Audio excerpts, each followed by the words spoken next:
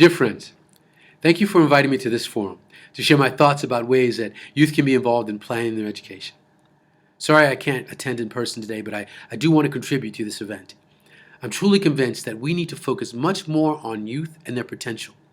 Youth are the leaders, innovators, and peacemakers of our future.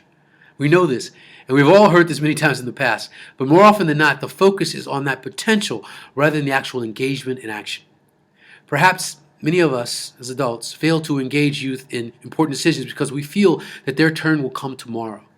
The problem with this is that their boundless energy and creativity and enthusiasm is not just reserved for tomorrow, it's bursting today. Youth should be recognized as the leaders, innovators, and peacemakers of tomorrow and today. Out of the 7 billion of us on the planet Earth, 1.8 billion are young people. And don't these 1.8 billion individuals deserve a voice? I cannot see how or why you should be left out of the picture. And as a UNESCO Goodwill Ambassador for Peace and Reconciliation, I would like to help youth to amplify their voice. In a united effort towards a common good like peace, the whole is greater than the sum of the parts. This means that we need to engage the entirety of mankind, regardless of ethnicity, belief, gender, and of course, age. We are all uniquely connected. I believe that this has always been true. But of course, the internet has made that connectivity glaringly obvious. The internet has opened our eyes to new ideas, new products, and new places, almost instantaneously. It has also opened our eyes to people's lives. We all witnessed last spring the flocks of young people throughout the Middle East and North Africa who marched fearlessly to express their desire for freedom and to connect with others to mobilize movements for peace and justice. These mass movements are not merely seasonal fads, but rather ongoing pursuits in Tunisia, Egypt, and elsewhere, and they are the byproducts of the actions of individuals, mostly young people. And of course, these and other social movements of our time are also greatly shaped by the internet. I believe that the internet can open our eyes in ways beyond our current imagination to help build peace in the minds of men and women, young and old. This is the power held by youth, and we can all help them to activate it, not only for their benefit, but for all of ours. This is partly why I recently launched the Peace Earth Foundation. I want to support people and communities everywhere, from South Sudan to South Central Los Angeles, in their quest for long-term peace and prosperity. I want to share resources with people who are affected by cycles of conflict, violence, and economic turmoil. Connecting, empowering, and inspiring young women and men across the planet is what I believe will catapult our world into economic growth, social progress, and political stability. On our website, we have resources for everyone so that we can collectively build peace, not only within ourselves, our nations, and our communities, but also within our families and ourselves. In the near future, we will also launch an online platform to connect people across borders and so-called enemy lines, to offer a global hub for education and action. The idea is to offer a creative and inclusive communication device so that youth can have a support system to shape their visions. It is a public space for dialogue where youth can mentor each other no matter where they are situated in the world. The site will produce an online community where people can upload and share their personal views by means of video, blogging, mobile content, journalism, and short documentaries. In addition, young people from conflict-affected communities will have the opportunity to exchange ideas, tools, and lessons from their experiences with groups of practitioners, policymakers, and scholars. In short, we recognize the boundless positive impact of new media to quickly promote education, dialogue, and self-transformation, and we aim to capitalize on these online tools to build peace within individuals, communities, and nations in substantive and lasting ways. You can see that engaging youth is important and exciting to me, and this includes inviting them in the planning of their own education. I have no doubt that education is the key to creating a safer, freer, and more stable world, and that those of us in a position to influence education policies have to make every effort to ensure that youth everywhere get the proper education and also have a say in the matter. This way, we allow young people to become who they're meant to be and also to make their unique contribution to our world. As I alluded to before, education is not bound to the confines of a classroom walls. For so many young people, school is not rewarding.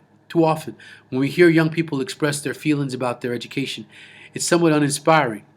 Youth often feel that they have absolutely no autonomy because adults are making decisions for them, including what and how they should be taught. This is partly why they feel uninspired and detached from education. This is not to say that young people already know everything. They need to learn math, science, writing skills. But should the education young people receive only be about their adaptation to the world, not about their making of it? While we as adults inform, teach, encourage youth, we may also inadvertently impose our own biases and limitations to young people. In other words, rather than leading them to think that all they can do is to find their spot in a rigid world that will never change, we must lead them to design and reinvent the world. How can youth be a force for positive change if their education leaves them uninspired, unmotivated, and possibly unaware of their potential? The time has come that we listen to young people seriously and let them do some planning of their own when it comes to education. My deepest conviction is that education is more than just grades, degrees, or certificates and good jobs in the end. Education must be something transformative, a personal and lifelong journey that doesn't just happen within the four walls of a classroom, but a collective exchange that involves family, friends, teachers, artists, and communities.